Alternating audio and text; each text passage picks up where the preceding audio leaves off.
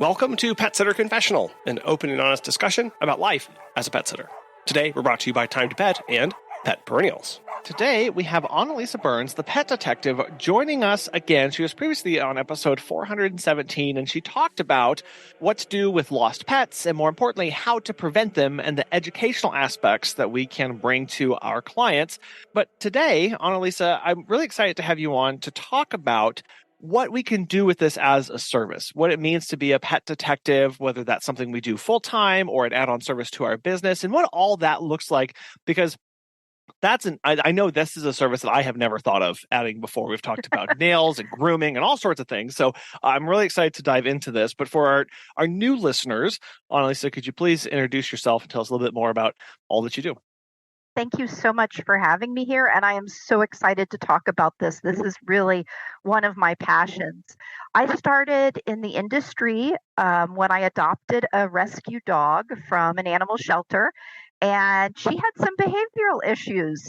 She chewed up my favorite pair of flip-flops and also basically the entire house. So the behaviorist told me maybe she needed a job to keep her active and occupied and build her confidence. I was a little skeptical and tried out a bunch of different careers with her and found this amazing opportunity to help find lost pets using a search dog. And I went through the training with her. She loved it. I loved it. And we loved working together as a team to help find missing pets using my search dog. And that was over 18 years ago. I know you mentioned the word the industry there, and so what is the industry, or really the landscape of pet search and rescue? Well, it's definitely a specialized service. It's in very high demand, but there aren't enough people doing it, which is why I reached out to you and said, I really want to share this with your listeners. The demand is so high, I get called from every state in the U.S. and around the world, people begging for help looking for their lost pets. Now, the primary person that we look to who sort of led the way with training a search dog to find a missing pet instead of a missing person is Kat Albrecht. And she is an amazing author. You can read her books. I highly recommend them. And she tells about how she ended up using her search dog to find another lost search dog. And she got this idea, why don't we train search dogs to find lost pets? And she started offering training. And I took her second training, I think it was in June 2005. So it's been around for a little while, coming up on kind of 20-ish years of this being a thing. And so the kind of searching that you're talking about, is it specifically to doing searching with a dog, or are there options for not doing the dog search as well? Absolutely. There's both options. My passion is working with the dogs because it's an amazing collaboration working as a team. And I just honestly can't put it all into words because it's amazing when you train with your dog and teach them to alert in a particular way when they find something. And then the first time they do that and they communicate back to you, it's better than anything you can imagine, that sense of satisfaction and fulfillment of working together. So I'm partial to working with the dogs, but there are also many ways that people can help with the lost pet problem in ways that don't involve training a dog.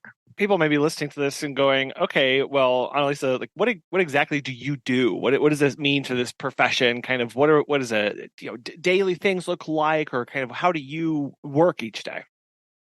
That's a great question. And I want to mention that each state has its own laws about requirements to become a pet detective. Some states have requirements that you need to be a licensed private investigator, which I am, and other states you don't have to be a licensed private investigator, right?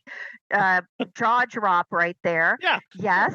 I always wanted to be a private eye. I mean, I got a fedora and I'm kidding. And the bloodhound is perfect for this work. So, so I'm a licensed private investigator, and my day is mostly looks like fielding calls and educating people about lost pets, their behavior, and how to recover them. It can include doing phone consultations, email consultations, reviewing maps, satellite maps, marking maps with where techniques can be utilized, sending people examples and pictures of what we recommend. And then if somebody books me to go out in person in search, I drive to their location. I collect a scent article from their pet, like bedding, toy, an old collar, and I work my search dogs. I currently have 4 search dogs, but usually I work 2 to 3 on a given case, one at a time. I give them scent and I see where the search dogs lead. And each one is trained differently, and there's different ways to train your dogs, but that gives you the short version of what it looks like being a real life pet detective. You mentioned it sounds like there's a lot of prep work, a lot of desk work, a lot of, you said, map reconnaissance and data gathering. How important is that to the work that you do? Well, it really is very critical to the work, is knowing what search you're getting into, making sure you really can help with the logistics. So, for example, if someone hires you to look for a lost cat down in the Grand Canyon versus in downtown Los Angeles, it's 2 logistically different terrains and scenarios, and you want to make sure, can I really help with these particular cases? So the prep work is definitely an important part of that. And I want to add, specifically for our pet sitters and dog walkers, that prep stuff is nice as an option of work to do at down times or slow times, because pets go missing all year round. And also, it's an option of something to hire someone else to do the back end work. So those are some other opportunities for your business. Well, and there's a lot of different aspects of this. There's the admin work, the behind the desk work. Then there's actual field work. So it sounds like there's always something going on. There can be. It depends on also the area, how populated the area is, as to just logistically how many lost pets go missing in your sort of service radius.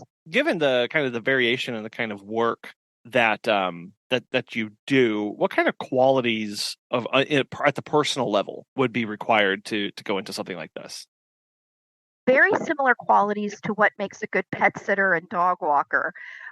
Being friendly, having strong communication skills, being able to keep your cool when a dog is barking at you, and being good with animals. All of those are good qualities to have. I would also add an attention to detail is important, because those minor details, like looking for evidence, or if you're working with a search dog, watching the dog for their natural or trained alerts, those are really important. And of course, if you're working a dog, having some background in dog training is very beneficial. You started off by talking about being friendly and communication skills, because, and I was, the given the kind of work that this is, kind of what's your interaction with the general public and working with the client one-on-one? Right. Well, it's really important to communicate with our clients and get the details of their case, what they've been able to do so far, what maybe they've had possible sightings where somebody saw their dog running down the street. We have to be able to gather all that information in to then decide what resources need to be deployed in a given case. Now, some cases can take it to an investigative side where you really do need a PI license. For example, theft cases or dispute cases where they need somebody to go and interview individuals who might be involved, do stakeouts. And if you're into that, that would be amazing. You totally can have that as a job if you want it. But if you are looking for something more helping locally with your community, more low key, there's options for that too. Like, for example, checking the animal shelters for the missing pet. If you're looking for something to do online after hours, you can be looking on social media or Craigslist or online for sale ads or found ads. So there's really a wide range of things you can do in that regard. Yeah, I mean, we're really seeing this in the private detective world. I'm getting the sense of, right, if somebody's watch gets stolen, you're going to go and you're going to check the pawn shop. You're going to go, look for places where it's going to be offloaded or sold in second or third hand stores. Or because I wasn't even thinking, honestly, Annalisa, of like, oh, dog theft. Like, have you been called out on those kind of cases before? I have, and I've been called out on cases that started not as a theft, and then we realized it was a theft. So those are things to be aware of. But, if you love to watch um, TV mysteries like Old Fashioned Murder She Wrote or modern day mysteries, and you're like, that would be such a cool job. That was me. I love Okay. those sorts of things. But I also love animals. Yeah. And I never thought you could combine the two. So you really can. You can work a search dog or work with animals. There's also humane trapping using wildlife cameras, all sorts of other surveillance techniques, and focusing on more the animal behavior side and, of course, the search dog side, but also looking for clues and be your own Nancy Drew. I mean, that's a side of this that I just was not in thinking of it all. Because again, when I think of lost pets, I think doing sightings, flyers, setting out traps, and Well, and that's the yeah, bulk of the work, and that's yeah, really the most important part. okay, yeah, because I can easily see how that's I guess again that's my own kind of misconceptions about this as well. Like, there's a whole other world inside to this that may, if you don't want to be setting out the traps or doing the late night stakeouts or those kind of things, there are other aspects that you can provide in this kind of service. Absolutely. And I want to add that the number one thing that the industry is um, needing right now is more people who have a genuine heart of wanting to help animals and people to learn and educate others about how to keep pets safe and also what to do if they go missing. So the first part of it is even, your dog walkers, your pet sitters learning about pet recovery methods so that when a neighbor's pet goes missing, they can say, hey, make sure you put out neon posters. Flyers aren't big enough. Make sure you know that Hamilton County ends on our street. There's another county that picks up strays right across the road if your dog went across the road. So starting with that education, that's like the biggest thing that we need is just people to get informed and encourage people to search and find out about methods to use. And you can do that with, I recommend missing animal response training with Kat Albrecht. She does that online, and it's a course that you can sign in and take, and really amazing information you can't get anywhere else. Hmm. And then the second thing within that is almost as high a demand is people to go out in person and offer an in-person service. So that's one reason why it's great for dog walkers and in-home pet sitters because they are already going out. They're already going to someone's house, let's say on a schedule and walking the dog. They're out and about in a particular neighborhood.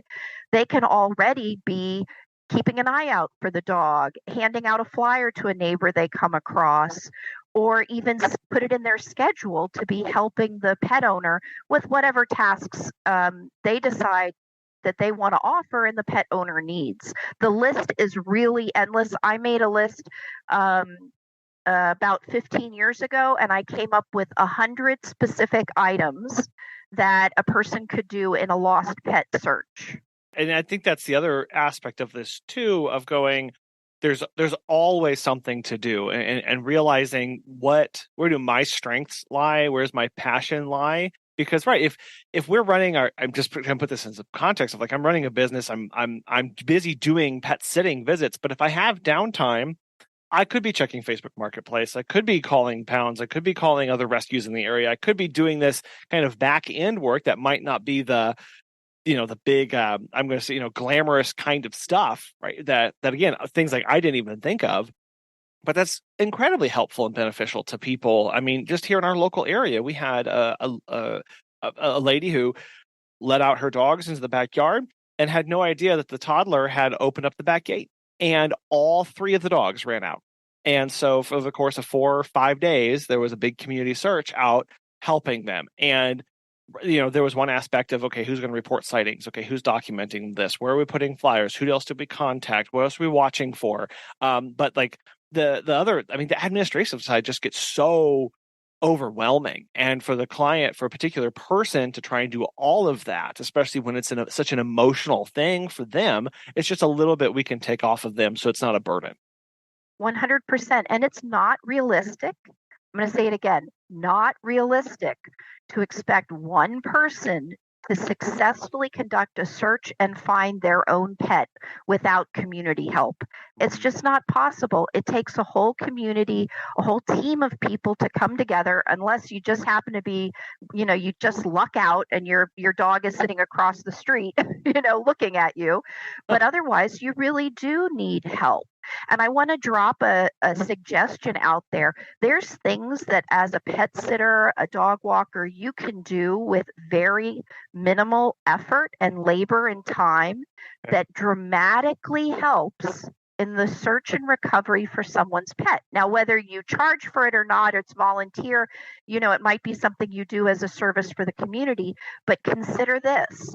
If while you're out driving around from one gig to the next, one client to the next, or just going out to the pet store and getting dog food, whatever it might be, what if on the back of your car window you had written with a removable marker, you wrote "Lost Black Lab" and the pet owner's phone number. So you're literally a driving billboard for the lost pet when you're out driving around the community, and virtually no effort at all, but really, really helping. Right, because in that aspect, it is a community, and the biggest aspect of that is just getting people aware that there is a problem, aware of, because it's shocking the number of people who see these kind of pets. I mean, we've all been in a Facebook group and somebody said, hey, here's a lost dog, or hey, who's seen this dog before? And there are 200 comments of like, oh yeah, I saw him a week ago. Oh yeah, he's over there. It's right. like, oh yeah. But nobody asked, right? Nobody said, oh, this is a problem. So nobody speaks up unless they're a truly concerned citizen. And so it's surfacing that information, and instead of having to go door knocking, or instead of having to go pounding the pavement or whatever, which we could do while we're out walking dogs as well, but also just thinking of those, it's very passive, but also it's active in the same sense. Exactly. And witness development is the number one technique that gets pets back. So whether that's billboards, flyers, talking to the neighbors, we prefer giant neon signs or writing on our car windows, or even posting a sign on our front of our car windshield while our car's parked at the grocery store. We prefer big witness development to get the word out, and that is the number one way that most pets are recovered and returned home. And that's something that most small businesses can integrate into what they're already doing in their daily activities. Have you heard of Time to Pet? Doug from Bad to the Bone Pet Care has this to say. Time to Pet has made managing my team and clients so much easier. Our clients love the easy-to-use app and scheduling features, and our sitters love being able to have all of their information organized and easily accessible. My favorite feature is the instant messaging. By keeping conversations on Time to Pet, we are able to monitor our team and ensure nothing ever falls through the cracks. If you're looking for new pet sitting software, give Time to Pet a try. Listeners of our show can save 50% off your first 3 months by visiting timetopet.com/confessional. Now, I can tell you have a license in private detective because you used the word witness development. And is that really just awareness, or what else is involved in that process? That can involve interviewing, but that can be everything from following up on leads. Like, for example, I think I saw the dog, but I'm not sure it was late at night, going and talking to that person. It could be doing an interview on local TV channel or the news channel, maybe radio. It could be putting an ad in a newspaper, a classified ad, getting an article written about the search effort in the local newspaper, anything that involves getting the word out, looking for witnesses, and developing those potential leads. Well, again, that's where that communicative nature, the friendly aspect, the personal touch, where we all like to think we have that in our businesses. Now it's just being applied in a slightly different way of kind of being that face of the problem at that point. Exactly. Pitching in and helping out. You brought up whether it's a service that we get paid for or we volunteer for, and I know that there are a lot of heads racing through right now with gears turning, listening to this, asking, is it okay to get paid for this? Isn't this a community volunteer aspect? So, Annalisa, I'd like for you to kind of walk us through that process and maybe how we decide what we ask to get paid for versus what we do as a volunteer basis for our community. Right. So I think the first question is how we feel about it.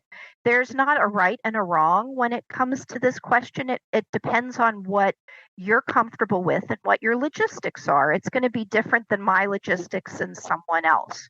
So on one end of it, you can decide this is going to be a public service, a volunteer effort. Maybe your business is really successful and you're not in need of an additional source of revenue. And you say, I'm going to offer for free to any of my clients. Maybe it's just for your clients. Maybe it's for a certain community that you want to advertise in. You offer this free service of writing on your car window about their lost pet for 2 weeks. And maybe you post their lost pet flyer with your business logo on your Facebook page and your website. Maybe it's a free sort of community offering. That's wonderful. And we need so much more of that. I really encourage people to consider how they can adapt that into their business model that best serves their business and also their community, because it is desperately needed. On the other side of things, if you want to find another stream of revenue for your business, this is an extremely beneficial service our community needs, and it also can provide a healthy stream of income also, because it is a specialized service where someone comes to your house or the client's house and offers one-on-one communication coaching and actual search efforts for the pet.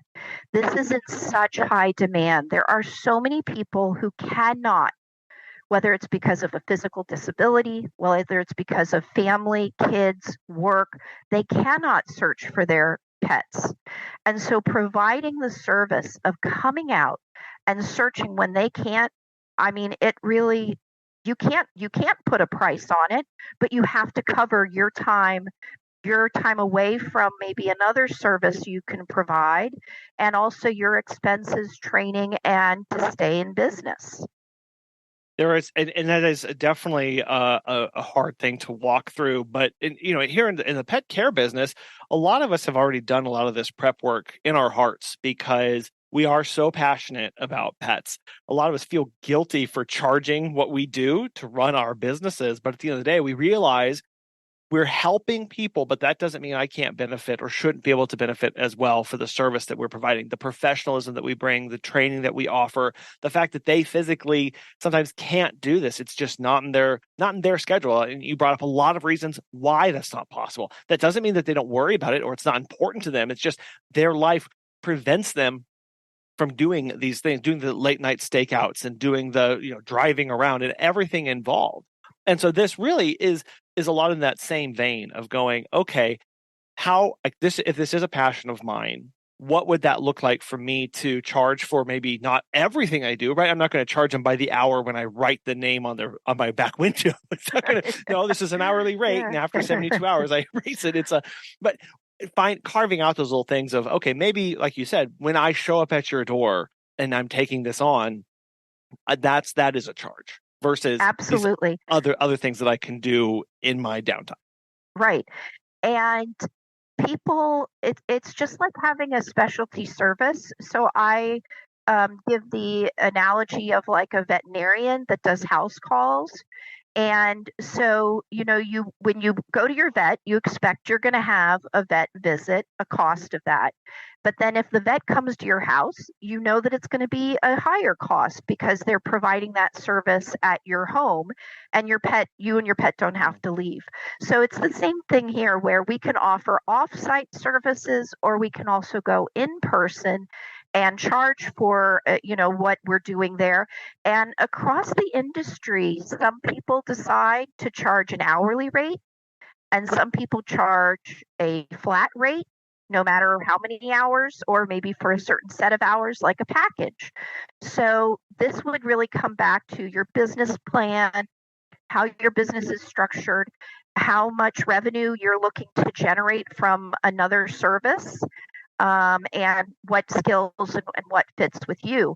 The most revenue is with if you have trained search dogs, and there's a huge demand for search dogs, and it breaks my heart when people call me from so many places, Chicago and St. Louis, and just they call from all over the U.S. saying, please, will you travel here and help me? And I'm like, no, I can't travel there. It would be, so expensive and so many days of searching. Isn't there anybody here who will help me with anything? They are so desperate and need help in their search. And to me, to have to say there's nobody available, nobody that's trained or even trying to get trained in their area, it's really heartbreaking. So I'm reaching out to people and actually, frankly, just begging them, please consider how you can offer this service, include this in your business, or maybe you know someone who is looking for a job and loves working with animals, but maybe pet sitting isn't quite right for them. Have them consider doing something like this. There really is a huge demand, whether it's volunteer or paid, all across the U.S. I did want to ask an additional follow-up about the charging.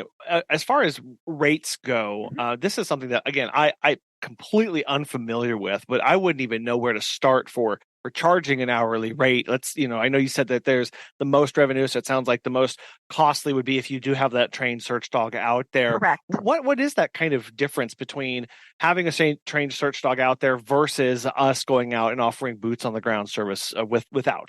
Absolutely. I'd love to give you some specifics. I'll say that this varies greatly depending on your geographical area and demand. So maybe rural area might be a lower rate versus an urban area might be a higher rate. And the same thing with, how much training, what credentials the individual has. In my experience, I would say most people charge between, if it's an hourly service, between $25 an hour and $300 an hour, which is a pretty broad range. Yeah. I would say most people are in the $50 to $150 an hour range. And then for services with search dogs, that can run like $150, $175 an hour, all the way up to a package, which might be a few $1,000s. It's putting in a lot of that context is so important. And I appreciate you bringing that up too, of it's going to drive a lot of where you are, what you're actually offering. Because again, like it's everything from the all-inclusive, I'm sure, of like, yeah, we make the signs, we get this out, we have a team that puts together with the admin and the dogs and everything, all the way up, to, well, I'll do some phone calls and I could do some this other stuff as well. Exactly. And I want to focus on coaching for a minute because there is a demand and need for that. And the current going rate is about $50 to $200 for a coaching service. So that usually is 1 hour of phone coaching, but sometimes it does include follow-up. So that gives you an idea if you wanted to provide more of the encouragement, work from home, do it, here and there to bring in an extra stream of revenue, you would expect $50 to $200. What all is involved in the phone coaching aspect? Well, first of all, it's obtaining the information from the person about the lost pet. Usually people have a questionnaire or they just do a phone interview to get details like, is this a Chihuahua or a Great Dane that went missing? Is this pet, did they go missing yesterday or a year ago? Getting the important details and asking questions of the pet owner like, what are you able to do? What has been working? What really has been a challenge for you in your search? And helping the pet owner sort of work through some of those issues. And then looking at a map, looking at the picture of the pet, what the pet owner has done already. Like maybe they put out a flyer, but it has a really bad picture of the pet, like a black lab on a black sofa where you can't even see what it is. um, and then having conversation with the person with a strategic plan of action based on, we hope, some training and education versus I really want to caution people not to just make recommendations. This isn't something to be taken lightly or just because I read it on the internet. We're talking about really studying animal behavior, recovery methods, and resources, and then making a strategic plan to give and recommendations to the person. Sometimes it involves giving them a satellite map back where certain techniques are marked where to do them. And again, like picture examples or even sending them links to resources or places where they can buy the supplies. When you talked about the strategic plan, that's where I started to think of like, okay, this is somebody who's calling and they maybe been doing this for a little bit and they're kind of at their wits' end and they're needing someone to come alongside them and really, okay, systematically, let's work through this and come up with an idea of how to move forward, and maybe have some tough conversations with them too. 100%. And if you think about it in the context of this is an industry that is that copied off of human search and rescue. Mm-hmm. So if you think in human search and rescue, we would, if there was a missing child, we wouldn't just go outside and scream for the kid. We, as professionals, we would have a plan of doing a grid search, of using helicopters, of bringing out teams of volunteers, canvassing. There would be, we would use every resource we possibly can. And in this industry, we apply those same principles when searching for a lost pet. What's the role in technology during the search, as far as, 'cause I may be getting a little bit of ahead here, but like, use of drones and things like that in the search for pets these days? Oh my gosh, if anybody is into drones, that definitely is a great revenue avenue, and also a way you can help in your community. More and more people are using drones to search areas, clear areas for lost pets, especially in large farm areas where your pet can get great distances without obstacles, and you physically can't, search all that territory, but you can with a drone. So that's one great way. Also, wildlife cameras, or motion sensor cameras, even security cameras, can help generate a sighting or rule out an area where a pet is not. So those are definitely technologies that we're relying on more and more in helping to search for lost pets. And of course, there's all of the software things with searching for pets online and searching on social media and shelter websites and rescue websites, and the list is endless. You've mentioned a couple times now, as far as like depending on how well you're trained, and that this is something to be taken seriously and not just, oh, well, I found a pet one time because I set out whatever, and that worked. Specifically, Annalisa, what kind of training should somebody have? And I guess my preamble to that is you started off by talking about some states require having a detective license. How do I know if that's required for my state or not? Who do I talk to about that? It's pretty easy. There's usually a licensing bureau in each state, and you just call them up and ask them. Say, I want to help people search for their lost pets. Am I required to have a PI license? And they will probably pause and might ask you to repeat the question.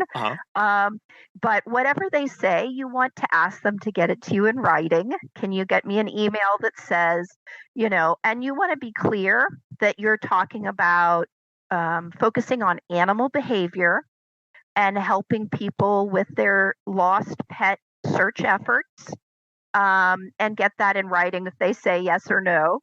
If they say you do need a PI license, I encourage you to reach out to local private investigators, because that's the easiest way to get your license, is to work with them or reach out to me. I would love to have more private investigators across the U.S. helping to search for lost pets. Okay. So let's say we've gone through that way. We say we do or we don't. What additional training should we look into for this specifically?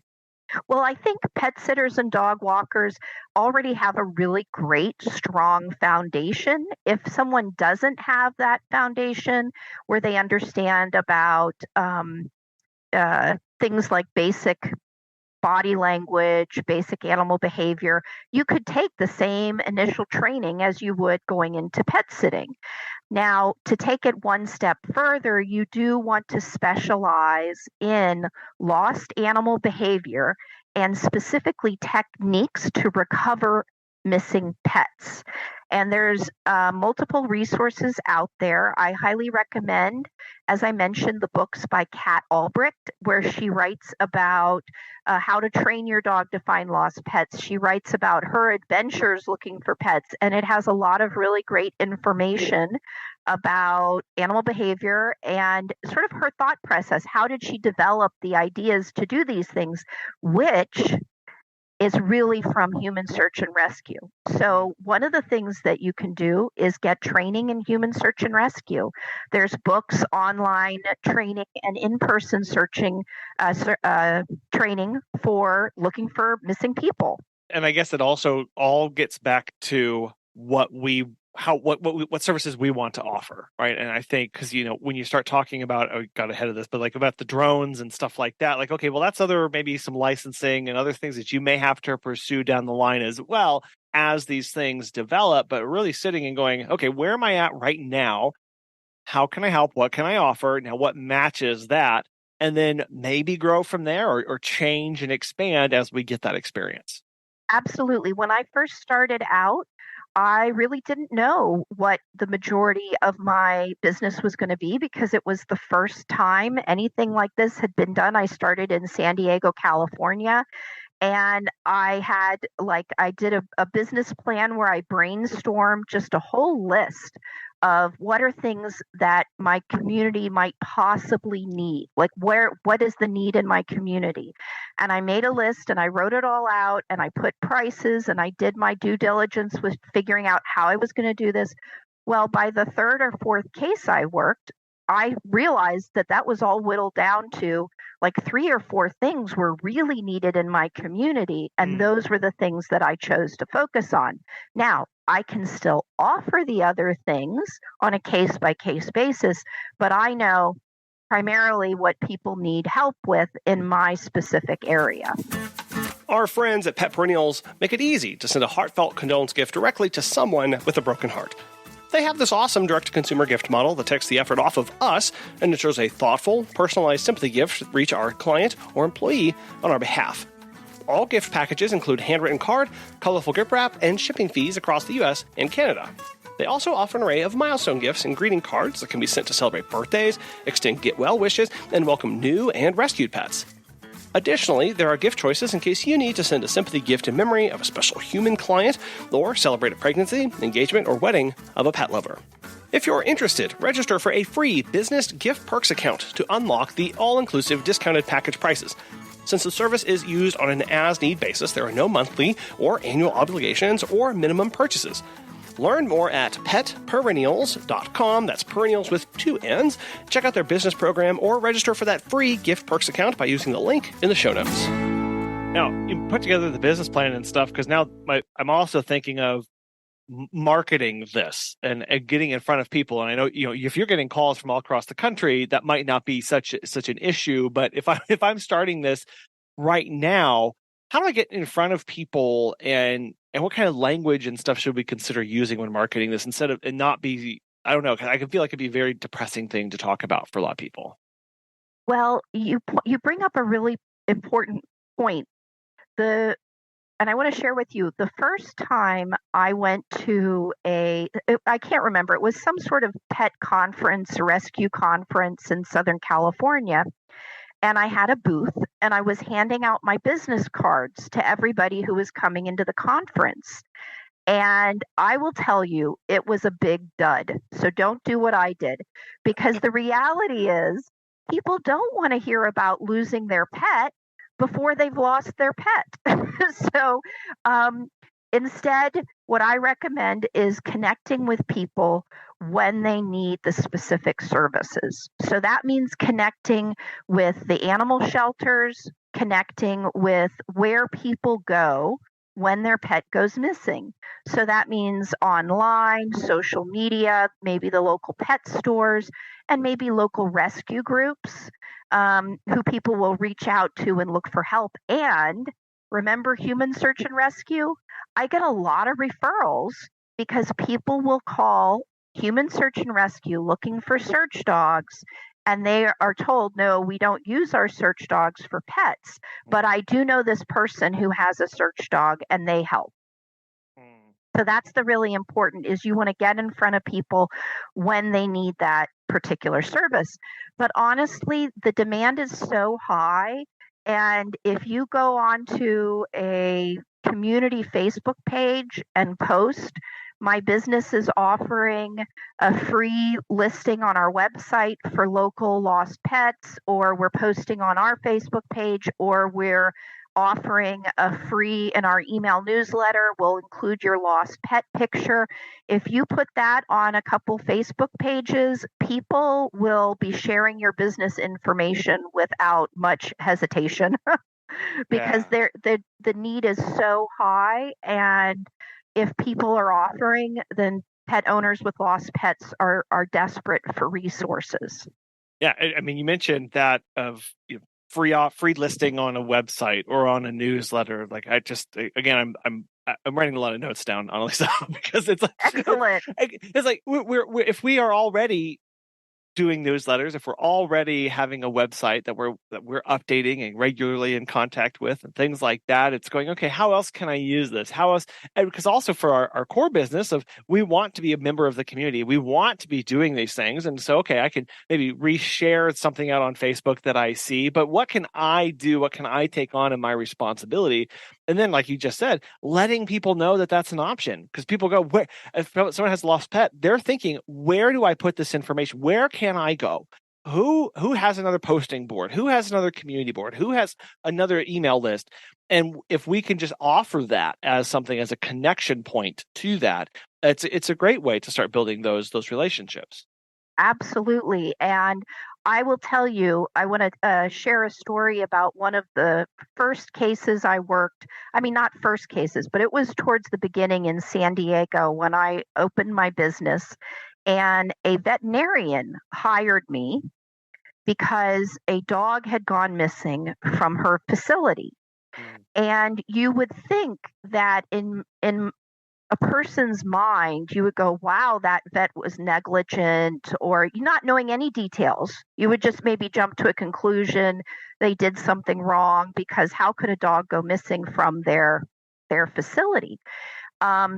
Well, when I went around and did witness development, and I told people this veterinarian had hired me to help find the lost pet, it actually got them clients, because people were so impressed that this veterinarian was no holds barred, going all out to find the missing animal. They understood accidents happen, and it also showed them a level of compassion that they were surprised about. People were surprised that this veterinarian was searching so much for this lost pet. By the way, the pet got out because it turned out on the security cameras, someone had broken in through the doggy door to steal drugs. No way. And let the dog out. Yes. So Accidents happen, and that's another good reason to have security cameras at your pet care facility. Wow, because oh wow, what wild. That's right? crazy. Yeah. So Yeah. absolutely, and it's a great way to market a business. It's a great way to help the community, and we're all animal lovers. You don't do this unless you're an animal lover. And that's Right. what I see as a big common thread between what I do helping to find lost pets and people who provide veterinary care and pet care services like cat sitting. You have to like pets to work with them, and I love pets. We mentioned earlier about technology use, drones, cameras, motion sensors, those things. What other kind of gear, equipment, software should we think about having on hand, or do I just need to have a truck full of traps? Like what? How do I? What do I know what to get for this? Right. Well, one thing I want to point out is if you focus on searching for lost dogs versus lost cats, you do have some similar equipment, some similar techniques, but then there's also some things that are quite different. And you can even specialize in searching for lost reptiles, birds, pocket pets. The opportunities really are unlimited. Farm animals. I want to bring up farm animals for a second because in many parts of the US, we have lots of farm animals and they do go missing. And sometimes people need to hire someone to search for farm animals. Yeah. So that's also a possibility. Horses go missing, cattle go missing, sheep, goats, you name it, and somebody wants to find them if they get out of their barn or whatever. So Yeah. Anyway, really any type of animal, but for the equipment that's necessary, the most important thing is you as a human being, your time, your energy, and your communication. Because that's really what people need versus a lot of equipment. Talking on the phone, giving a strategic plan of action, going to the shelter and checking the shelter, taking flyers to the nearest emergency vet, um, you know, uh, putting out giant signs, looking under the deck with a flashlight. I'd say a flashlight is a must. Check, I'm writing that down. Okay. Flashlight, absolutely. Signage is important for witness development. Um, but for cats, traps can be helpful, but you don't have to humane trap. A lot of times we will recommend to the client that they trap, maybe coach them on how to do it, but we won't actually physically do it. The wildlife cameras are very helpful for both dog and cat cases, as are high powered spotlights for searching at night. And then there's new technology like night vision equipment and heat sensors, and you can really take it as far as you want to go. When I first started, I'll tell you this, I had a huge list of all the fun gear I got, and I got everything. I got it. I was so excited. And then I was working my cases, and I was like, actually, what I need is knee pads for crawling on the ground and searching. So don't spend a lot of money at first before you actually get out there and do what you like doing. Now that's what I like doing. I love being in the woods and hiking and searching and solving mysteries. But if that's not for you, that's okay. But you want to make sure you have the right equipment for what you're actually doing. Right. So I'm going to take the trench coat off of my Amazon shopping list right now. Sorry, just a second. But like you said, it is important to think through exactly what we want to offer, how we want to offer it, and like with anything, not just jump in and dump thousands of dollars into night vision and heat sensing equipment and drones and stuff. If that's it's okay to build up to this. You don't have to come in with loaded to the gill with everything. And Liz, I really appreciate how you said your time, your energy, your training, your thought process. That's what is really going to make the difference with this at the end of the day. Now we can then implement some strategies that we develop with these tools, but we've got to get to that point where we are trained and ready for this. Absolutely. And encouraging people. The number one thing is that people give up too soon in the search for their lost pet. And so being a good cheerleader and encouraging people and telling them, your pet wasn't found deceased. Your pet hasn't been beamed up by aliens. Your pet is out there and I'm here for this search. That goes a long way. As far as getting connected with other people doing this, is there a network to join, conferences to attend, that kind of stuff? Absolutely. I want to ask people to definitely reach out to me. I offer free consultations to talk to you about your business, about what you're interested in, and answer any questions you have about getting into this industry because we need more people here. So you can reach out to me on my website, petsearchandrescue.com.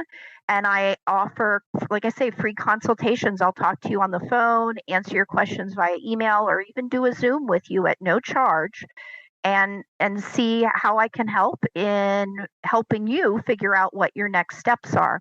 I also recommend Kat Albrecht's group. She has Missing Animal Response Network. And that is a network of people focused on lost pet recovery. They have training and they also have membership.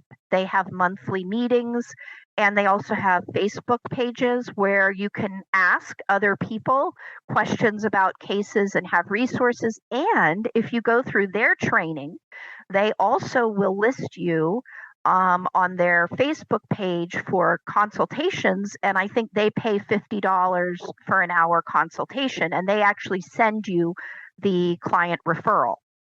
Yeah, and I'm on they have a directory too, I think, where you get listed, where people can find you, and I was just scrolling on that, and I think the most listings there are in any one given state are like 6 or 7, and that's people in any state. So that really does speak to what you're talking about here, Annalisa, of this really underserved, massive need for this kind of service.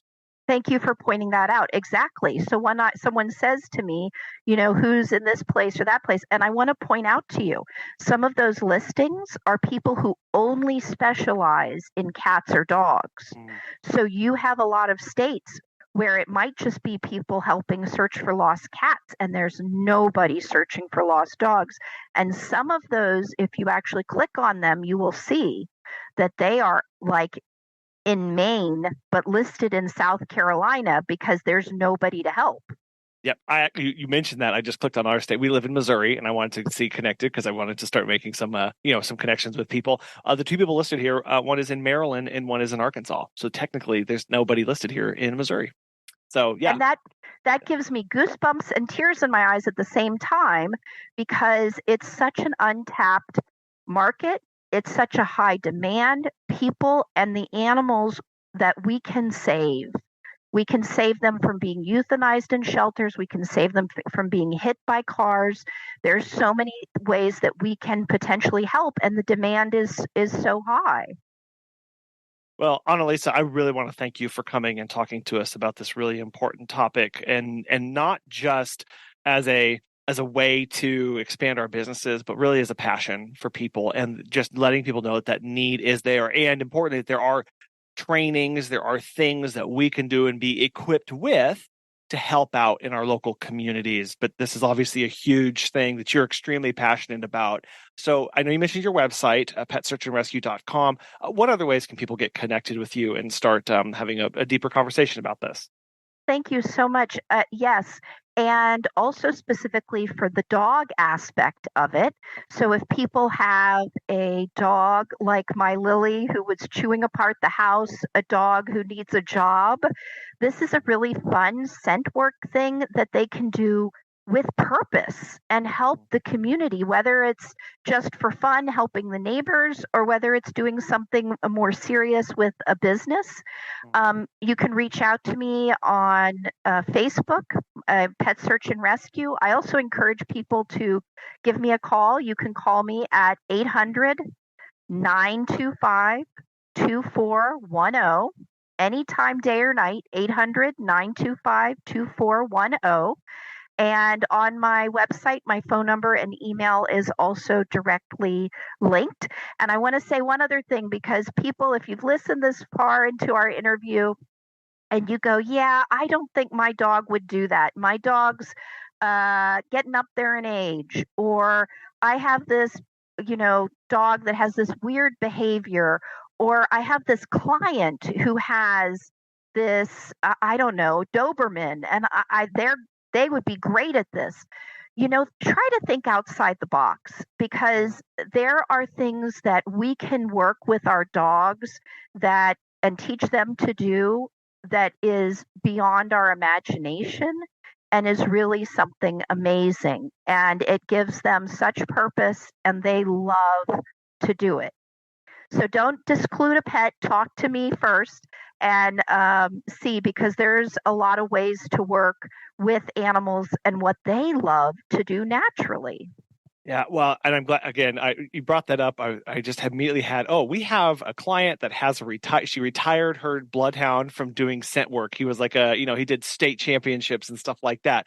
Also in our local area, we have the National Barn Hunt Association, where to train the dogs to go find the rats and barns and things like that. And like, what a great way to get connected with them, to find other jobs and connections that they can make in the community as well. So finding those resources, again, is in making those connections is incredibly powerful.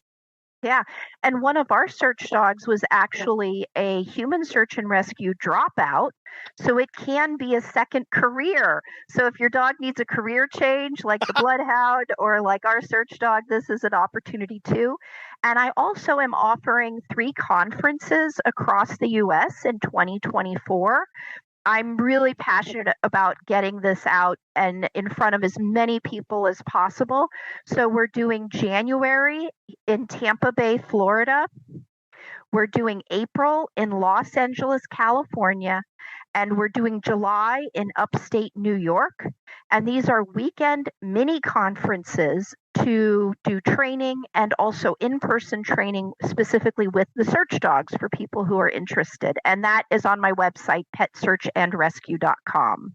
Awesome. Well, I will have links to that, your phone number, and everything we've talked about too, Kat Albrecht's information and that network in the show notes, so people can get connected right to that and start learning more about this. Annalisa, thank you so much for joining us again and covering this topic. I can't tell you how much I appreciate this conversation. Thank you. Absolutely. I'm so grateful, and I appreciate your help getting the word out about the lost pet needs in our country. What is this in service to? It's a great question that we should always ask ourselves when we look to make changes in our business, whether that is in the services that we offer, the service radius, how we offer services, or anything along those lines. What is this in service to?